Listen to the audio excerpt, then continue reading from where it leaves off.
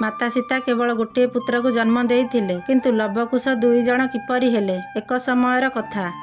थरे माता सीता किछि काठ आनिबा पई जंगल को जाइथिले, तो से महर्षि वाल्मीकि लबर ध्यान रखिया पई कहिथिले। सेतेबेले महर्षि वाल्मीकि किछि कार्य व्यस्त थिले, जेउथिपाई माता सीता लव को निज सांगरे नहीं जाइथिले, जहाँकि महर्षि देखि नथिले। किंतु किछि समय पर जेतेबेले महर्षि वाल्मीकि देखिले लव नाहांती, तो महर्षि चिंता कले कि जेतेबेले माता सीता फेरिबे मु तांकु केउ उत्तर देबी।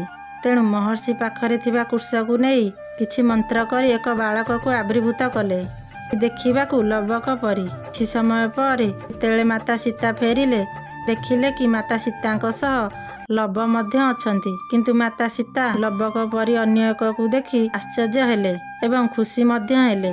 जेहेतु एई बालक कुशरू आविर्भूत होइथिले, तांको नाम कुश रखा गला। कमेंट रे जय माता सीता अवश्य लिखिदब।